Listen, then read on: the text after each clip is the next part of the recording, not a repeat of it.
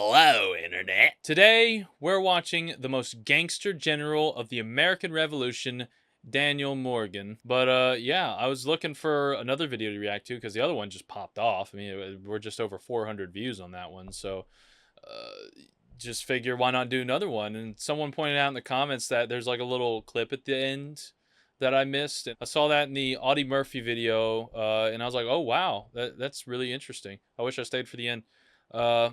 But yeah, we're going to watch this the whole way through. We're not going to skip the end thing because I didn't know there was an end thing. But yeah, most gangster general of all time, Daniel Morgan. The American Revolution is underrated. I know that sounds nuts, but it really is. We focus more on recent stuff, but I would love to know more about this era. This era is so interesting. You will learn the main players, the founding fathers, you know, George Washington, the Declaration of Independence, then the Constitution later on.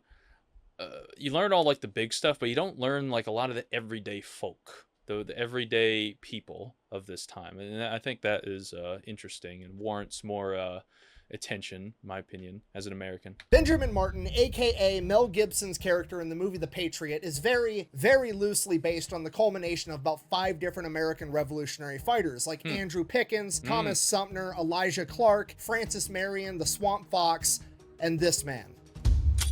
Wow. Today we're talking about the most gangster general of the American Revolutionary War, the undignified. Which I gotta say, imagine going back to this time, calling him gangster. They would just be like, just what the fuck did you call me? What is a? Do they even know? I mean, they might have even had a term, but if you called them a gangster, what would their reaction be?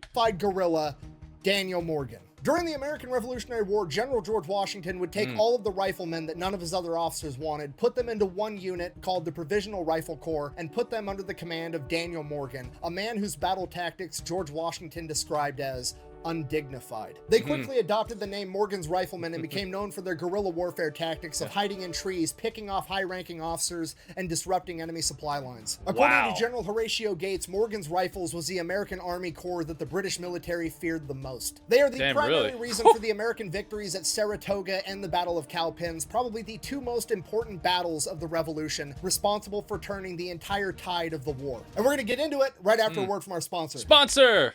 Delete me. I'll do wielding. 2, huh? Yeah. How do they do it in the movies? They don't. No, nobody does that in real life. Yes, they do. No, they don't. Well, yes, they do. Keanu Reeves. That's a movie. Yeah, but he does it in real life. All right, just put him on the couch. Put the guns on the couch. This video is brought to you by Delete Me. Super straightforward business. You give them money, they turn around and they make sure the data brokers on the internet are not selling your personal information. Simply put, pretty much any time you go on the internet and you fill out your personal information and you check that little box that says I agree to the terms of service, those terms more than likely mean that they're collecting your personal data. They turn around and they sell that data to data brokers, and then the data brokers sell it to whoever. The good news is these data brokers are legally required to get rid of your information and stop selling it if you ask them to. The hard part is figuring out which data brokers have your info and then filling out all the paperwork to get them to stop selling it. And that's where Delete Me comes in. Once you're using the service, they go through, they check all the data brokers for your personal information, and if they have it, they go ahead and they fill out all the paperwork to have that information taken down automatically. After that, they continue to keep checking and rechecking all these data brokers in case they somehow acquire your information again and start selling it again and make sure that doesn't happen. So if privacy sounds pretty cool to you, go ahead and check out Delete Me. I'll have a link and a discount code down below. Let's get back to the video. Cool. Okay, I had to skip an ad. I didn't skip a sponsorship, but like a YouTube ad. I don't give a shit about that. All right, our story begins in 1736. We don't really know when he was born. We also don't really know where he was born. We know that he was born in either New Jersey or somewhere in Pennsylvania. We do know, however, that he's a big dude. He is described anywhere from being 6 foot to 6'4" and built like a brick shithouse by today's standards, and by 1740 standards, this dude's basically a giant. He doesn't really start popping up in historical records until he's 16 or 17 years old, and that actually happens in the Shenandoah Valley of Fredericks County, Virginia. Now, this is actually a bigger deal than a lot of people might realize, okay? Because at the age of 16 or 17, Morgan got in an argument with his father, ends up leaving home, going out on his own, which is fairly normal, but he went to Virginia, which in the 1730s, 40s, 50s, Virginia is still very much the wild frontier at this point. Now, that sounds a little bit strange to some people. Yeah, I mean, this time, it was natives, frontiersmen, colonists at the ports. Like, it was very sparse back in this day. Like Virginia was like, Virginia at this time was probably comparable to Alaska now. Like Alaska, you think of like, there's a few towns, but it's mostly wilderness. I'm willing to bet Virginia and honestly the rest of the states probably had that with them as well, because it's like most of it's just unexplored. Like Virginia, you can go from every corner of Virginia nowadays, but back then it's like you had the coast, you could journey inland a little bit, but like the only people that were really far inland, I bet, were like frontiersmen, uh, maybe some colonies. Maybe they started going. I don't know intricately. I just know the broad, the broad situation, so to speak, was you know, the big towns near the coast or some sort of body of water, and then more you go inland, it's just complete like frontier almost. Because when you hear the wild frontier, most people instinctively think of westward expansion. Yeah. They're thinking of like cowboys and Indians and pioneers and the Oregon Trail and the Gold Rush. Okay, westward expansion is not going to start till 1803, and that's going to go on for a century after that. This is the mid 1700s. Virginia and everything south of it is still very, very much the wild frontier. Yep. So for a 17-year-old to get in a fight with his old man and be like, oh yeah, screw you, Dad, I'm going to go live in the modern day equivalent of the Thunderdome is pretty telling of Morgan's character. Ballsy. Quite honestly, foreshadowing for the rest of his life story. I wonder what And that just to be disagreement clear, when was I say about that with he his first dad. starts showing up in the historical record around this point in his life, the historical record that I'm referring to is the general store credit line in Winchester, Virginia. Also, yeah, at this time you go back to, there's like so many times in history and eras where it's just like you really kind of piece together somebody's, like, they become important later on in life, but trying to piece together when they were born and their early life, it's like there's hardly anything to go off of. You gotta, like, there's some historical figures, you look up their birth date, like when they were born, and it's just like estimated to be either 1405 to 1420, or not 1420, it'd be like 1405 to 1407. It's just like, you're like, how the fuck do you not know? It's like, yeah, they don't have birth certificates back then, so that tracks. But yeah, it's just funny. It's just like back then, and these days it's just like I don't know what I don't know where he came from. Where he pretty much exclusively bought alcohol and playing cards. Wait, Alcohol, playing cards. Bro's a gamer. That's like the most gamer thing possible at this time. Alcohol and playing cards. And the Frederick County Courthouse records, where he was repeatedly sued for assault, basically for getting in bar fights and beating the shit out of people. Also now, gamer again, that stuff sounds back pretty in this weird, day. because usually you would get arrested for getting in a bar fight and beating the shit didn't out of have video somebody. But games remember, it's and Virginia TVs to and break. it's the You just wild had frontier. people's Okay, faces they to don't break really have instead. much law enforcement to speak of. Really, the only reason that there's court records is there's one day a month in colonial Virginia where they have the court day, and they basically shut down the entire town. The whole town shows up to watch all of the legal proceedings for the entire month. Watch the and then drama. whenever you have an issue with somebody, you just sue them in court. So yeah, it's pretty hard to get arrested on Wild Frontier. I mean, you basically got to murder somebody, and even then, it's like, I mean, Yeah. was he asking for it? What happened? Well, first of all, Your Honor, this motherfucker was going 5 miles an hour below the speed limit in the left lane of the Oregon Trail, which is outrageous because everybody knows the left lane is for crime. Then Yeah. we finally get into town. I'm late because he won't get his wagon out of my The way. He hat. comes up to a red light, and then he just sits there. There's no traffic. Why do we stop wearing that hat? That hat is baller. I know there's some other baller hats like fedoras, which of course, unfortunately are neckbeard hats now. Cowboy hats, and also those I forgot what those are called, but like soldiers from the early 1900s. I mean, when you see it, you think Boy Scout, but these are like actual military hats, or like from America in like 1900, like what Marines would be wearing in 1900. You know what I mean? You know, like there's just so many baller hats that we just don't wear anymore, and this is one of them. He's turning right and doesn't go right on a red. He sits there and he waits till a green. Right, At which a point I red. got out, Who's- I beat the shit out of him. I don't know what happened. He fell down, he turned blue, and now here we are. To which the judge Who's is probably operating like, the yeah, red we're light?" definitely better off without that guy. Innocent, free to go. There was no left lane in the Oregon Trail, and there was no stoplights in colonial Virginia in the 1700s. Yeah, Shut it's up, a bitch. joke. Shut up. Exactly, Anyways, in addition exactly. to drinking, My thoughts gambling, and exactly. fighting all the time, he's also working extremely hard as a wagoner on the frontier. Like, he's literally being commissioned by other people to drive wagons through uncharted Uber. territory. It's a pretty dangerous job for a 17-year-old, and he does that for years until he saves up enough money to actually end up buying his own wagon and going into business for himself. So by the There you time that go. he's like 19 or Entrepreneur. 20, he owns his own wagon, and the British military is actually looking to hire Actually, he was a taxi driver, and now he's an Uber driver. Civilians that have wagons and commission them to haul British supplies for the French and Indian War, and Daniel Morgan agrees to do it. During the French and Indian War, Morgan gets his first taste of battle. That's where he first gets to see how combat is done, and he's not watching an Uber driver conventional in Ukraine combat right of now. the time where it's just one big rank and file of the military walking up to another one, pointing guns at each other and shooting. No, this is a lot of Native American combat where the Native Americans are using what we would define today as guerrilla tactics, where they're simply just fighting to win, not fighting to maintain their honor or whatever. Exactly, they don't the give a British shit. believe in. Now, despite the French and the Native Americans actually trying to kill him, the real problem Morgan runs into in the French and Indian War is the British themselves, the people that he's working for, the team that he is on, okay? Because he's technically like a civilian contractor in today's terms, the British military looks down on him. They treat all these guys like absolute dog shit. And one day, one of the British officers you're is not kind an of talking honorable down to officer or Daniel some Morgan. shit. He's talking smack, at which point Daniel Morgan, being the defiant rebel that he is, immediately talks smack back. And the British officer draws his saber and smacks Morgan across the face with the flat side of the sword. At which point Morgan gets off his wagon and knocks this British officer out. Now this is That's nuts. Bro has a sword in his hands and you knock his ass out.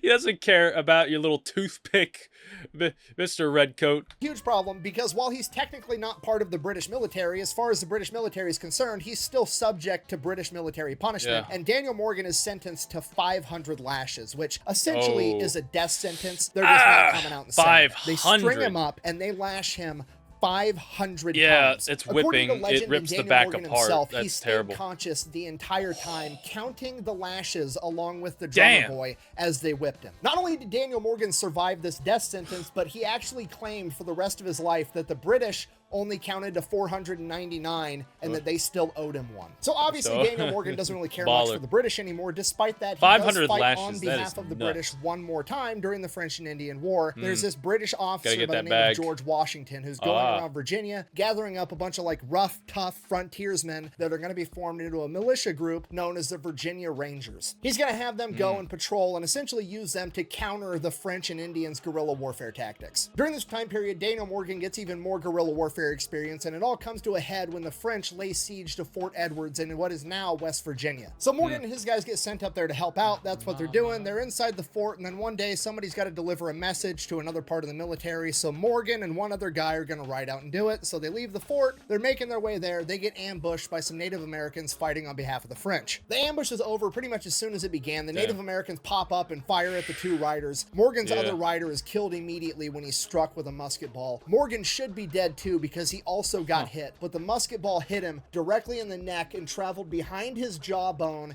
and out his mouth, blowing out most of his teeth on the left side and giving him a large gash that you can even see in most of his portrait paintings for the rest of his that life. looks cool. At this point, Morgan's jacked glad up. they He has no included idea that. what's going on. The world's spinning. The horse doesn't know what to do, and it's just going in circles like this, trying to figure out what's going on. Morgan, after a couple of seconds, regains enough common sense to realize he doesn't know where he needs to be, but he knows he doesn't need to be here, so he spurs the horse, not caring what direction the horse goes.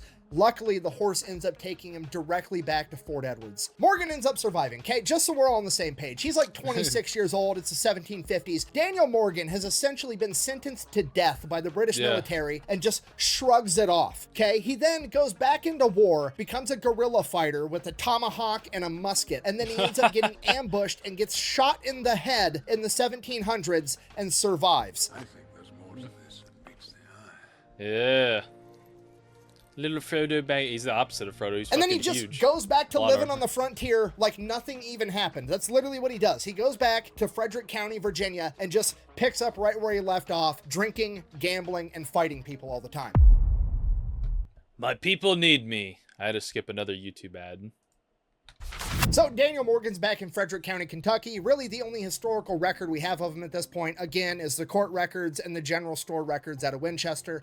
Same thing. He's getting in bar fights. He's drinking. He's gambling. He's doing what he does, okay? Now, despite what I said earlier about being very hard to get a Yeah, and another thing is, like, in this time, we think of everybody as, like, refined Englishmen. Like, of course, the Americans were still had British accents at this time, but we think of everybody as, like, these refined, civilized folk. And I'm sure a lot of them were, but we forget that they're still humans. They're still, like, lower classes. There's probably people who are more There's people who are more gritty than gritty folk today in this time. It's just you hear about the civilized folks. Those are the people that were important in this, in the when history was being made, versus the people doing bar fights while the American Revolution is going on. You know, obviously they're not going to be in the history books. Arrested in Virginia in the 1700s, he does manage to do it on several occasions. In 1760, he actually steals a horse and a cart, and being a horse thief back then is kind of a big deal, so he does get arrested. He gets ordered to pay back the horse. And then the very next year, in 1761, he gets arrested again because he burns down the tobacco shack of a man by the name of Jeremiah Wood. Now, I don't know the circumstances that led up to this happening, but it did happen, and Daniel Morgan proves to be the main character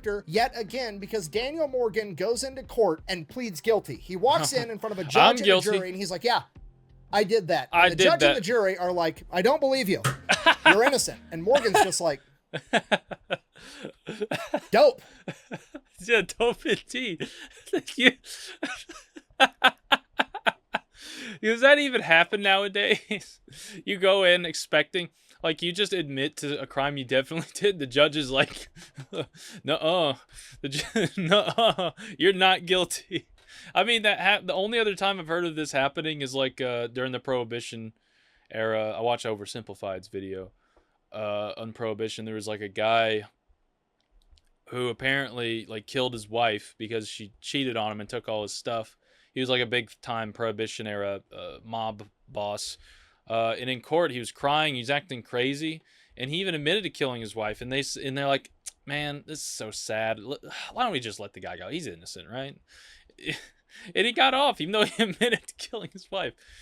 It's just crazy. All right. Then a couple years after that, in 1763, he apparently changes it up and starts looking for a wife because according to the Winchester General Store ledger, there was approximately 3 women all using Daniel Morgan's credit line to buy lingerie, chocolates, and other small items. And by the next year, 1764, that number had dwindled down to just 1, a lady by the name of Abigail Curry, who would go on to become his wife, and they would have 2 daughters, Nancy and Betsy. Okay, now what's important to understand about his wife, Abigail, is that socially speaking, she's way out of Daniel Morgan's league. She is the daughter of a pretty wealthy farmer in the area, and that's a big deal because, like, how you get social status at this point in time is owning land, and her father owns a ton of it, whereas Daniel Morgan is just like the bad boy horse thief he's a with bad a boy. scar on his face and the scars all over his back, and he's just this huge monster of a man. But simply bagging and marrying the rich girl wasn't enough for Daniel Morgan. He wanted to start climbing that social ladder, and the only way he could do that was to become a landowner. The problem is, he made more money running his wagon than he ever would be able to as a farmer, but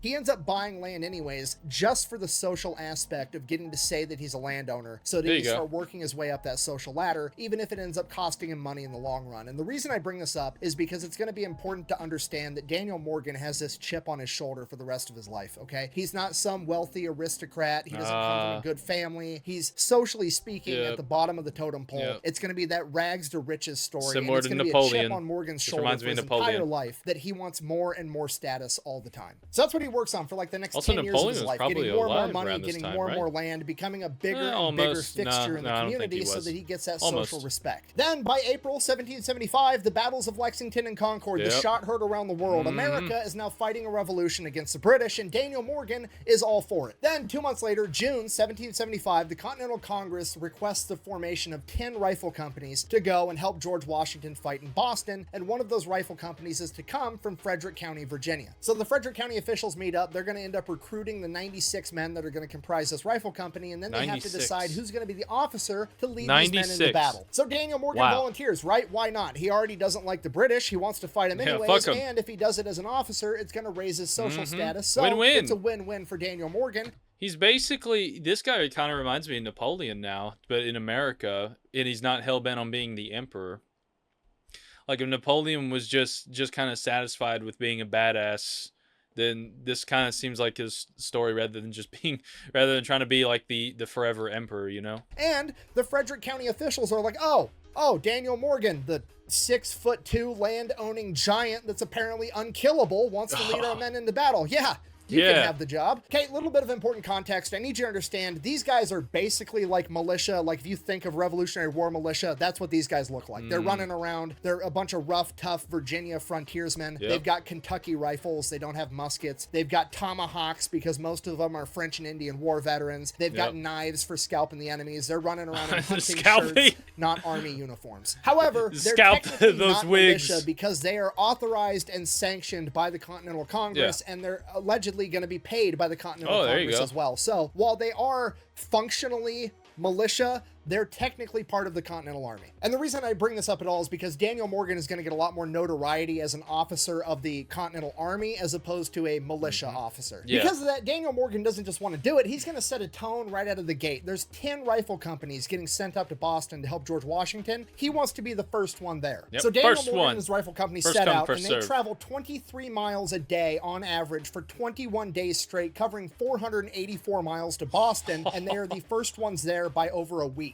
Okay, if you've never been in the Wow. military or ruck marched or anything, traveling 23 miles a day Now, I've not been in the military, but I have taken long walks. I'm just that kind of person that I like to go just kind of walk places. Like I park my car and it's like, I'm just going to get a walk in to go get like some food instead of just driving straight there. I'll get some steps in.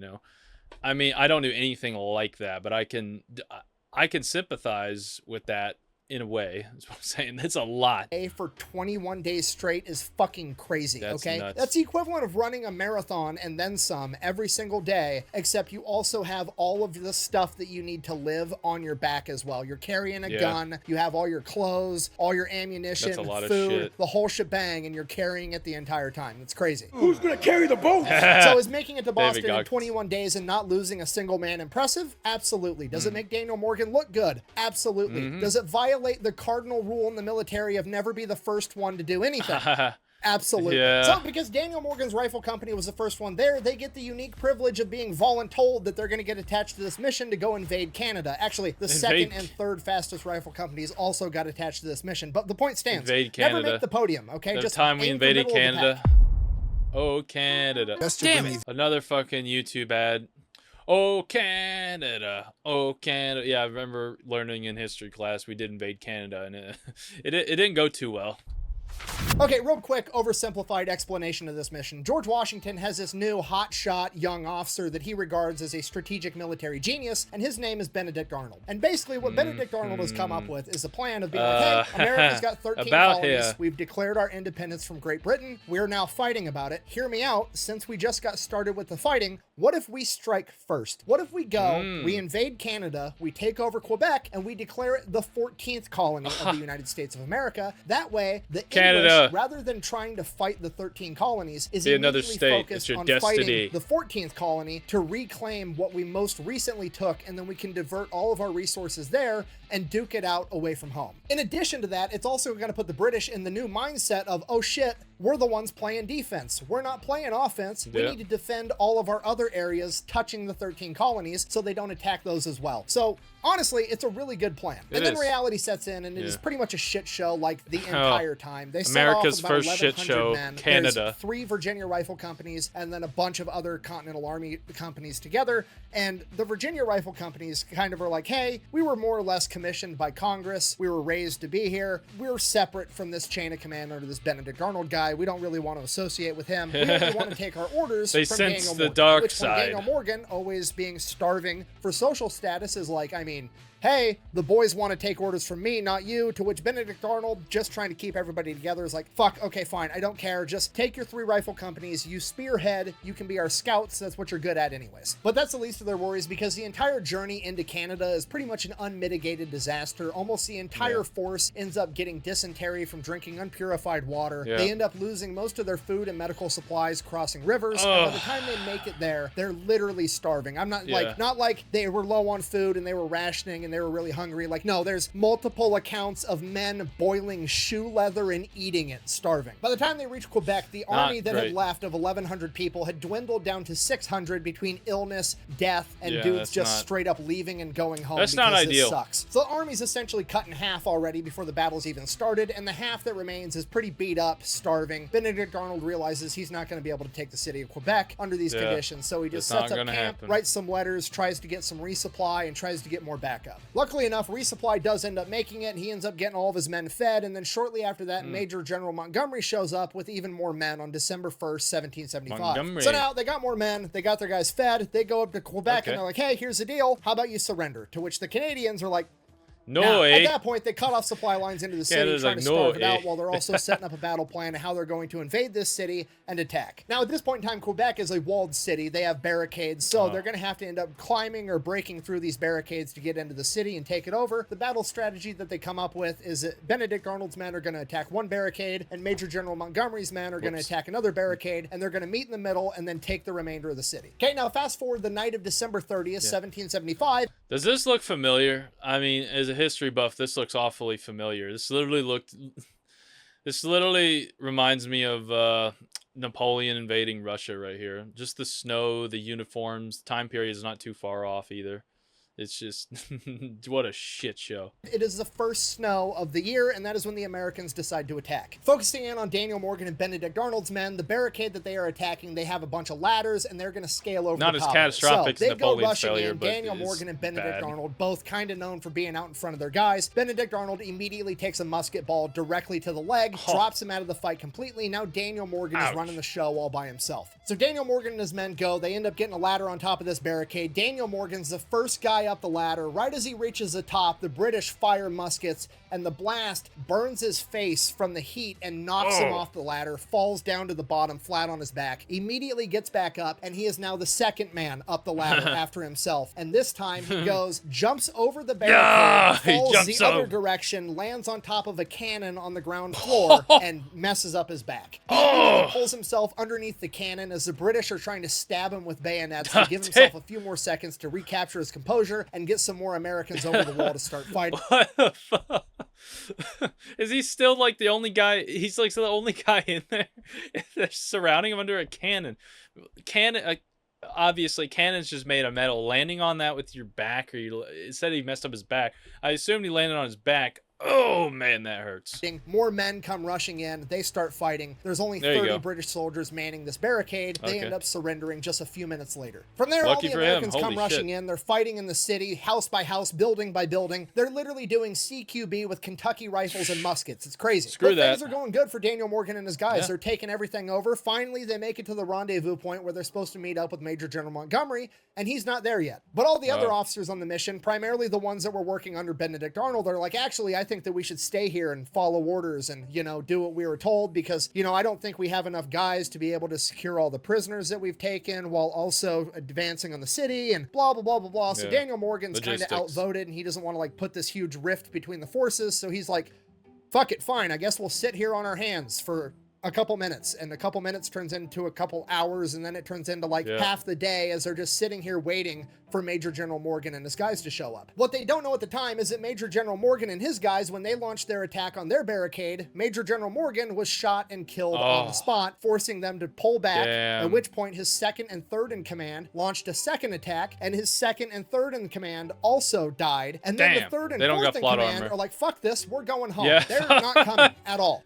No.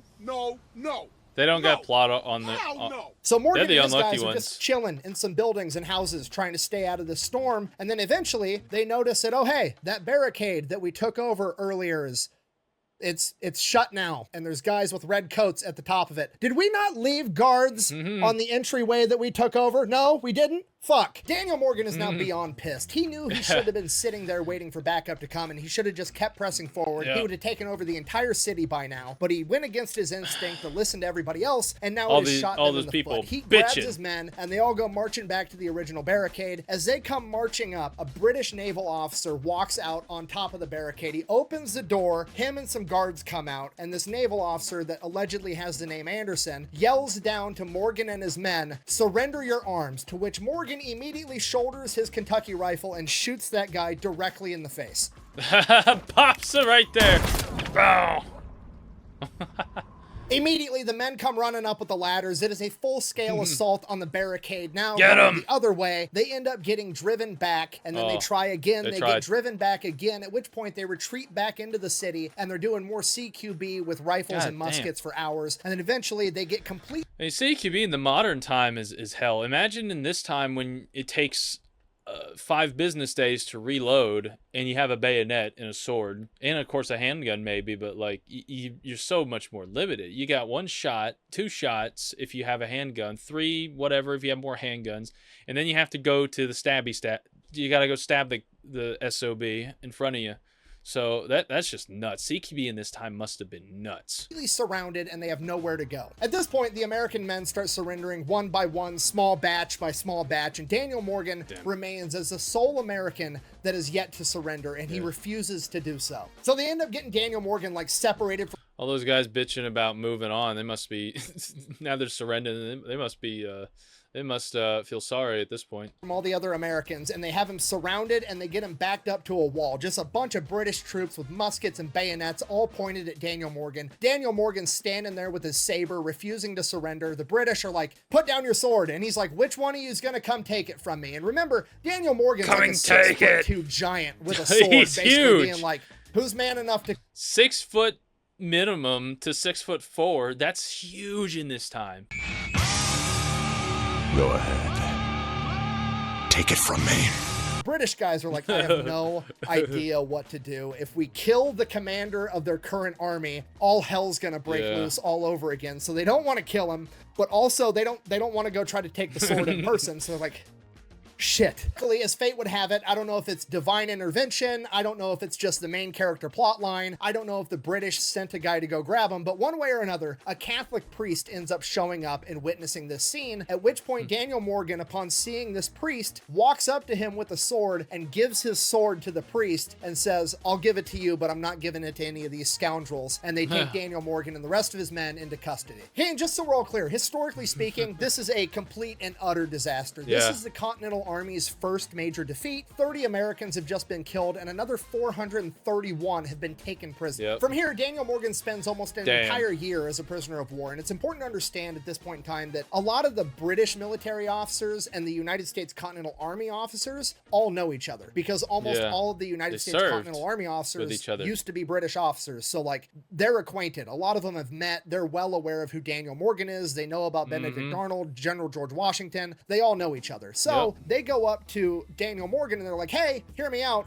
We'll give you a pardon, so you're innocent, and then we'll make you a colonel in the British military if you trade sides and come work with us because you're awesome. At this point, Daniel Morgan, remembering the 499 scars on his back, is like, nah, I'm good. Don't insult me again. And he just sits out the entire year as a POW. He doesn't want to deal with those fucking redcoats ever January again. of 1777. So Daniel Morgan gets traded back, and he, is waiting around for orders, trying to figure out what's going on. Apparently, George Washington had petitioned Congress to end up making Daniel Morgan a colonel, which is incredible news to him because he thought he was going to get like kicked out or thrown in jail or reprimanded because he surrendered. This was America's first surrender, and it was technically his fault under his command. He was not expecting good news when he got released back to the Americans, but he ended up getting made a colonel. Yeah, because he's the guy who actually got he actually got shit done, and the only reason he stopped is because his troops were possibly about to mutiny or just walk off, or like the only thing he failed doing was not being more tough as shit on his troops.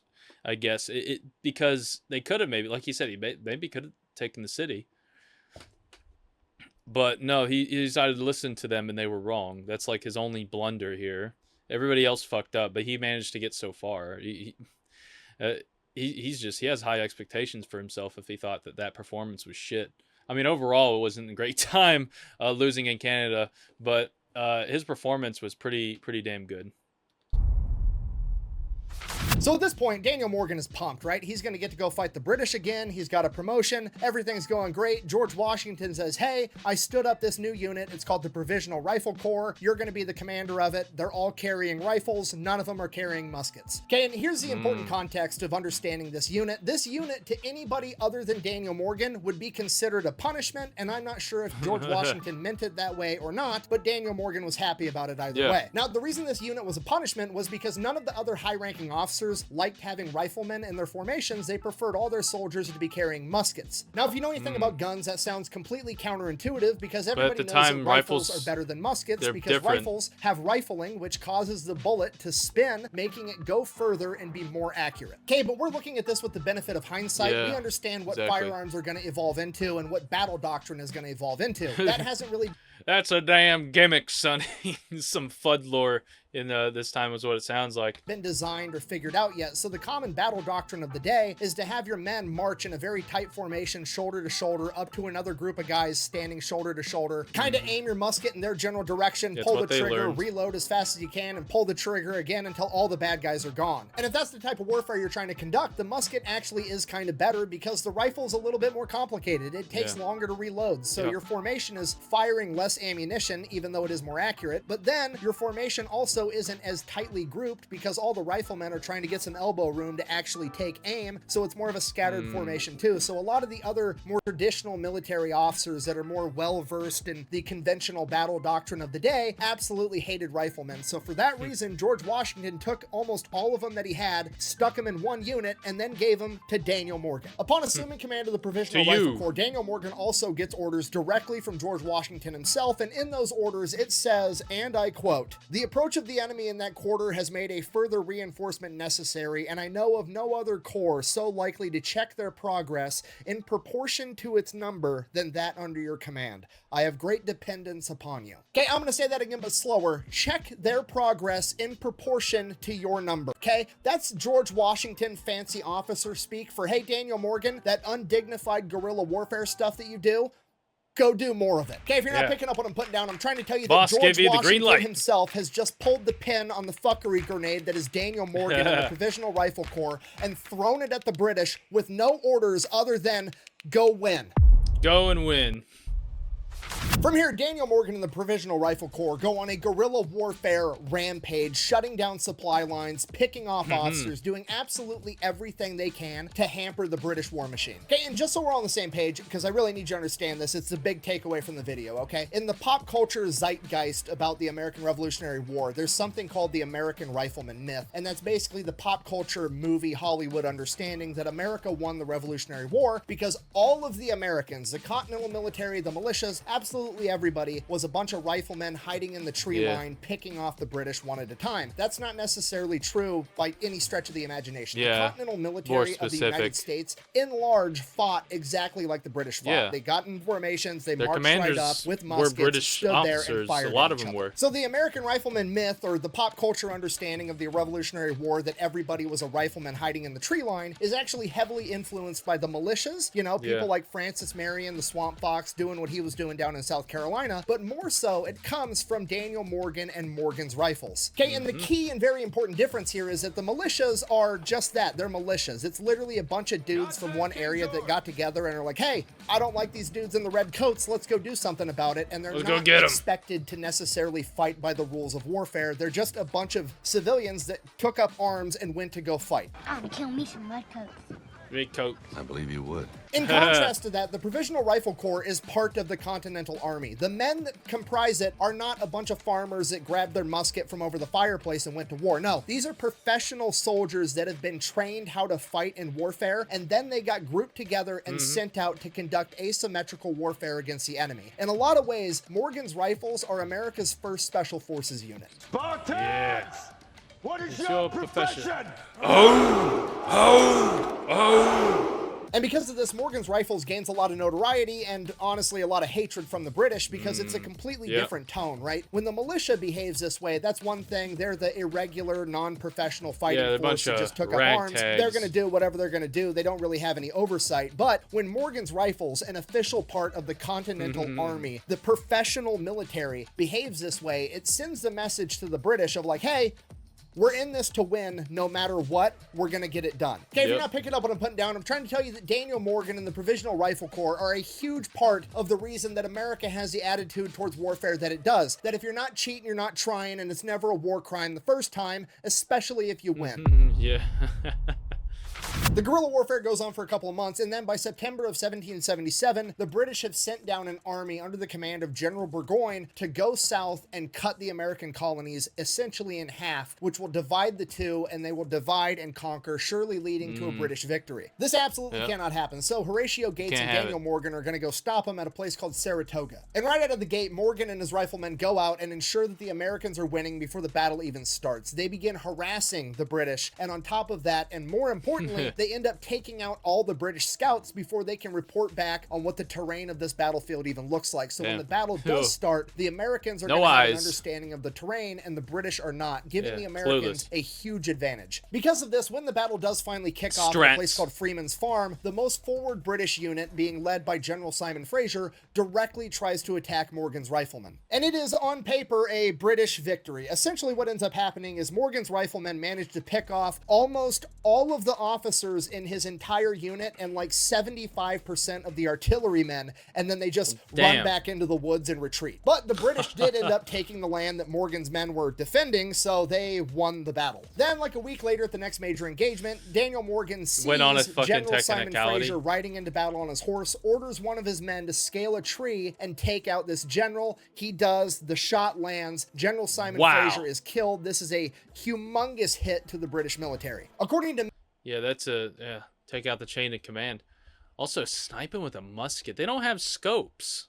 They don't have scopes back there. You really had to wing it with those irons, huh? Myth, this shot was taken by the legendary American rifleman Timothy Murphy. However, a lot of historians have come out and said that they have no evidence to even believe that he was on this battlefield at all, let alone being the man that took the shot that killed General Fraser. However, we do know for sure that it was one of Daniel Morgan's men. While Morgan and his men are picking people off from the wood line, General Horatio Gates and Benedict Arnold take control of the conventional forces, lead them into battle, and start taking the fight to the British, and they actually start winning. And then at some point, Morgan's men get eyes on General Burgoyne, and they start trying to pick him off as well. So General Burgoyne is standing there watching his superior British military falter as he's taking gunfire directly. Morgan's men end up hitting his horse. They get a round that goes through his jacket, barely missing him, and then another round hits his hat, somehow missing him as well. At this point, General Burgoyne is like, fuck this, we gotta fall back. So the British fall back, they consolidate their position, they're trying to figure out what to do.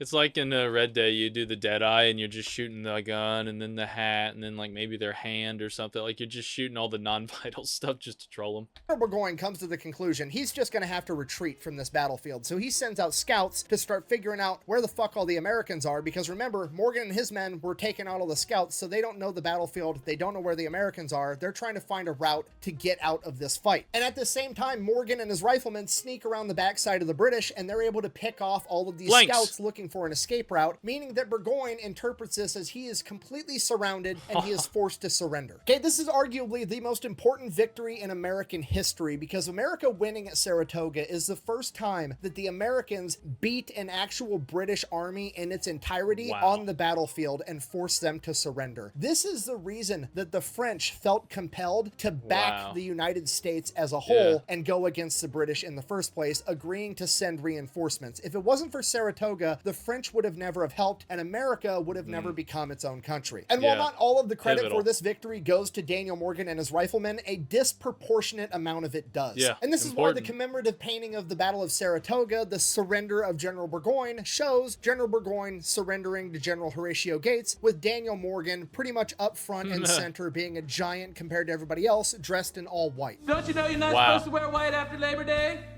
White after Labor Day. I quit. After the Battle of Saratoga, Morgan and his riflemen go back up north to help General George Washington. They don't really partake in any major battles. Instead, George Washington just kind of lets them off the leash to go conduct and carry out guerrilla warfare against the British wherever they can. This takes place all throughout 1778, primarily around New Jersey. And while all that's going on, a couple of things happen that really piss off Daniel Morgan, primarily that he gets passed up for promotion on 2 separate occasions so that some other officer can become a general before him, even though those officers were far less qualified and had delivered far less results than Daniel Morgan. A couple of reasons Daniel Morgan... So many people can relate to that. Not me. I don't think I've ever gotten a promotion on a title. I've just gotten raises, and I worked some menial jobs for some money. I've never like had a promotion, nor have I ever fought for one.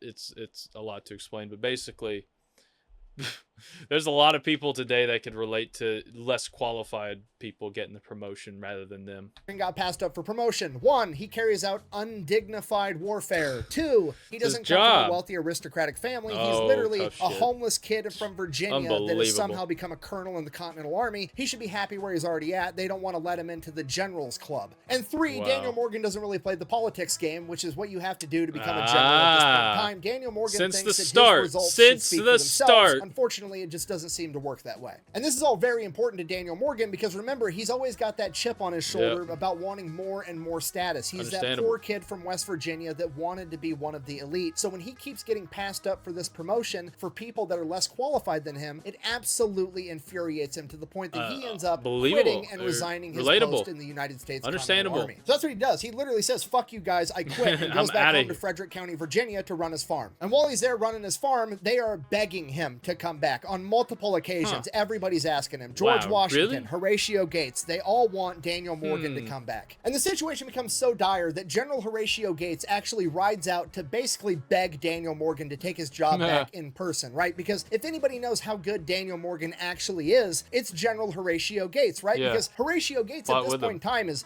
praised as the genius of Saratoga that led the American Continental Army into battle and turned the tide of the entire war against the British. But in reality, Horatio Gates knows that Daniel Morgan is the motherfucker that's actually responsible for that, and they need him in the fight. To this, Daniel Morgan is like, yeah, I'll come back, sure, absolutely, but I'm only going to do it if you make me a general. To which Horatio Gates is like, Congress has to approve that. I don't know if I can get it done. I'll try for you, but I can't promise anything. To which Daniel Morgan is like, cool, okay, well, go try and let me know how that goes. I'll be waiting here. I'll to be which right Horatio here. Gates is like, fuck, okay, just come back, and I guarantee you I will get Congress to push this through, and you will become a general. If so facto, Daniel Morgan gets promoted to brigadier general, and he is back in this fight. Daniel Morgan and his men get put under the command of my other favorite Revolutionary War general, George Washington's right-hand man, Nathaniel Greene, a.k.a. the Fighting Quaker. I don't want to turn this into a Nathaniel Greene video, so we're just going to go ahead and say that Nathaniel Greene is a truly exceptional general and also very, very important to the Revolutionary War, and one of the things that he understands is to let people do what they're good at, and that is why he gives Daniel Morgan the orders to take his men and become a flying army in South Carolina. His orders are essentially to never engage in pitched battle, run around in the backwoods of South Carolina, and fuck up the British's day.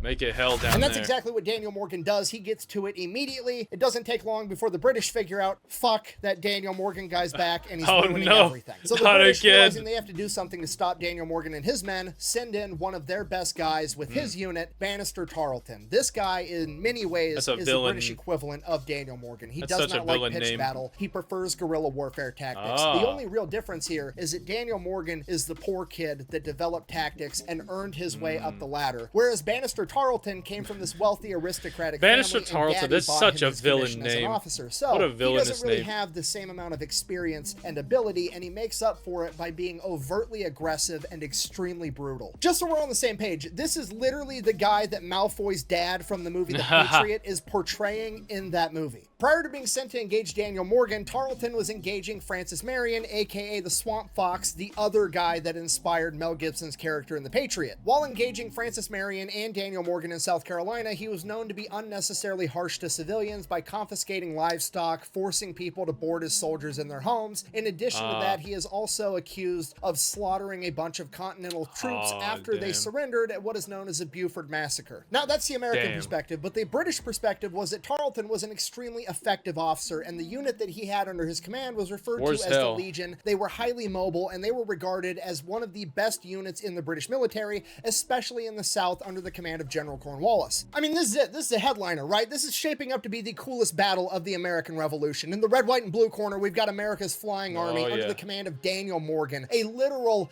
giant that has defied death after being sentenced to 500 lashes, and defied death again after being shot in the face with a musket ball. The poor kid that came from nothing, that appears to be an unstoppable force on his way to the top. And then in the tea and crumpets corner, we have the British Legion being led into battle by Bannister Tarleton, known for his highly effective aggression and brutality. Two of the only and very best asymmetrical warfare units of their time, the special forces of their day, going head to head in South Carolina. And it all comes to a head January 17, 1781 at the Battle of Cowpens. Yeah, I wouldn't surrender to this After playing Bannister, cat and mouse with Tarleton for months, Daniel Morgan has decided he's going to throw his adversary a curveball. He is going to try to engage him in pitched battle, something neither of them are known for. For this battle, Daniel Morgan picks a location known as the Cow Pens because it's like the inside of a cow's pen. It is a muddy, swampy, nasty fucking mess. And the reason this land is such a muddy, swampy mess is because it's situated right in between two rivers, a location that Daniel Morgan picked for the very specific reason of going against Tarleton. You see, about half of Daniel Morgan's force is comprised of militia. Militia is not good at pitched battle. They're known for firing one volley and then all running off and fleeing. They're not good at it. They're not reliable. They're not trained soldiers. And Daniel Morgan knows that, so by situating them in between two rivers, it's going to make retreating impossible, and it's going to force the militia to stand and fight. And Daniel Morgan knows that Tarleton is going to know exactly what Daniel Morgan is doing. So the way that Tarleton is going to receive this is going to be, Daniel Morgan honestly thinks in his arrogance that he can situate his militia between two rivers, forcing them to not retreat, and they're going to be able to stand up against me and the British Legion? Absolutely not. He is baiting Tarleton into fighting him head on. And Tarleton is obviously going to take the bait. So the night before the battle, Daniel Morgan decides he needs to let everybody in on this strategy that he's got cooked up, and he's got to hype up the men. He's got to get them ready and excited for battle. So Daniel Morgan, the at this point legendary military general known for his undignified guerrilla warfare tactics, is walking around the camp hyping up his men, shirtless, carrying a sword, showing off all the scars on his back, telling his men, we're fucking up the British tomorrow. Bear in mind, this dude is 6'2". He's essentially a giant among men, and he's walking around with all the scars proving that he's defied death multiple times, telling his guys we're gonna win. And I will make sure that this never happens to anyone else again. The men are pumped. They're being led into battle by Daniel Morgan. Andrew Pickens, the legendary militiaman, is leading the militia. And we've got George Washington's cousin here on horseback. There's no way we're going to lose. We've got way too many main characters. So the day of the battle, they're pumped. They're ready to go. They get into the formation exactly how Daniel Morgan told them to. And as Tarleton's forces come up, Tarleton realizes that Daniel Morgan, either in an incredible display of stupidity or arrogance, has stuck his militia in the center of his formation. Unless I'm dreaming, I believe I see militia forming at their center. No traditionally trained military officer would ever even remotely consider putting their militia in the center, because if they flee, the entire formation is going to collapse within itself, and that's it. Game over. That's why you put the militia out on the side, on one of the flanks, and then if one of your flanks disintegrates, I mean, it sucks, but it's not the end of the world. It's the difference between getting shot in the arm and getting shot directly in the chest. So Daniel Morgan has effectively done the exact opposite of what anybody would recommend he should do by having the militia in the center and the Continental forces on the flanks. Yeah, art of war. Fight the enemy where they are. Battleship. After all these years, it finally just clicked. But that's not what it means. Really? And Tarleton, in his default hyper-aggressiveness, is going to show Daniel Morgan the fatal flaw that he had just committed as soon as this battle kicks off. Tarleton orders the Legion to attack the American formation head-on, attempting to scatter the militia at its center, collapsing the American formation, and taking the battlefield immediately. As the British Legion approaches the American formation head-on, the American militiamen fire a volley. The British continue to advance. The militiamen fire a second volley. It does not stop the British. They continue to advance. At which point, the militia members break ranks, they turn around, and they flee. Just like they were ordered to by Daniel Morgan last night. The militia members begin running up a small hill behind them, and as Tarleton sees that the American formation is collapsing in its center, just like he knew it would, he orders the British to bayonet charge and break ranks. The British Legionnaires chase them down at a dead sprint, trying to catch the Americans. They lose sight of the militiamen momentarily as they go down the backside of the hill, and as the Legionnaires reach the top of the hill, they have the biggest oh fuck moment in the American Revolution. What the now out of ranks, out of formation horde of British soldiers see is that the American militiamen are now reformed up with an additional 600 Continental soldiers formed up directly behind them in what is now a massive wall of musket fire, as the original flanks of the formation turn and box them in, and William Washington's dragoons pull up on the rear side of the battlefield, boxing them in entirely. Did that go the way you thought it was going to go? Nope. The Americans opened fire with one humongous volley before launching a counter bayonet charge and crushing the British Legion in a matter of minutes. Over 86% of the entire military force has been killed or captured. If the Battle of Saratoga wasn't the most pivotal moment in the Revolutionary War, the Battle of Cowpens was. Daniel Morgan has effectively just hit the British Empire with the rope-a-dope. Bannister Tarleton did end up getting away, but with his legion effectively obliterated, the British military was essentially crippled and would never recover. After the Battle of Cowpens, General Nathaniel Greene would confront General Cornwallis, utilizing the exact same tactic that General Morgan had created, and it was effective yet again, forcing Cornwallis to fall back to Yorktown, where he would remain until the French showed up in the Chesapeake end of the Bay, war. laying siege to Yorktown, Those effectively ships. ending the American. I just gotta say, go back. Look Until at the that. French showed up in Chesapeake Bay, laying siege. Modern Navy ships are, of course, way more advanced and way scarier. They should be way scarier anyway. They're more like modern Navy ships. Obviously, are better, but there's just something. I don't know. I can't be the only one who thinks this. There's something intimidating as hell seeing a bunch of the old sailing ships, like these, for all these, I believe they're called frigates. I don't know. I played Black Flag. These would be like frigates and man of wars, but mostly frigates. But like seeing these old school sailing ships just in armada off the coast, there's just something intimidating about it. And I just think that's cool. It's just one of those things where like older technology, despite being by all technical counts shittier, it's just more intimidating. It's like the British tanks in World War One, like the Mark 1, Mark 4, Mark 5, and all that shit with the guns on the sides. Those tanks look like they're the most intimidating looking tanks I think of all time, even though they're slow, terrible by today's standards, outdated design. Like you can list off all the things, but they just look like they crave souls. Like Abrams tanks now look refined and sleek like a sharp knife, but that's the thing. Abrams tanks are like sharp, really hyper sharpened, well-made blades, but the British Mark IV is like a torture device. It looks like it craves your soul. You know, there's just something intimidating about some older tech. That has to be a name for that because it's just so fascinating. But yeah, look how intimidating that is. Even though you don't even see these ships unless you're at some harbor museum or something. Like this is just so cool. Siege to Yorktown, effectively ending the especially with the smoke Revolutionary coming out the War, side with too. America the victor. Yeah, fuck yeah. America indeed. Daniel Morgan would return back home, his body effectively worn out. He would be riddled with chronic illness and chronic pain for the remainder of his life. To commemorate his victory at Cowpens and the pivotal role that he played in the American Revolution, in 1790, the United States Congress gifted Daniel Morgan a one-of-a-kind gold medal depicting his victory at Cowpens with the inscription, "Victory, the Defender of Liberty," on the back. This is worth noting, they obviously didn't have the Medal of Honor back then. Yeah. I'm assuming that having Congress strike you a one-of-a-kind medal made out of gold is on par with the Medal of Honor, but one of a kind. I'm not really sure. Then in 1794, Daniel Morgan would be brought back into service very briefly to lead troops to stop the Whiskey Rebellion. And then again in 1794, he would make one last contribution to the historical record, aka the Frederick County Court Files, when he was in trouble for breaking a man's jaw in a bar fight when he was 59 years old. He would then get to go back home, live out the rest of his life with his wife Abigail before passing away in 1802. And that is the story of America's most gangster general from the Revolutionary War, the undignified guerrilla, Daniel Morgan. Thank you for watching. Best way to support the channel is go buy some merch over at thefatElectrician.com. Undignified ain't so bad. Out. I'm gonna stick around because apparently there's something. Undignified gorilla is 1,000% going on a shirt. There you go. Yeah, make that a shirt. I would wear it if I could wear shirts. But that was a great video. Honestly, like I said, as I thought it would be, it is interesting. Learning more about people from this time rather than just all the big players is always a treat.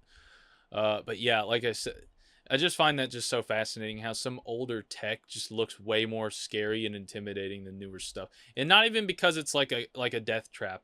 I mean, I would rather be in an Abrams than a Mark IV if I was going to battle today, obviously.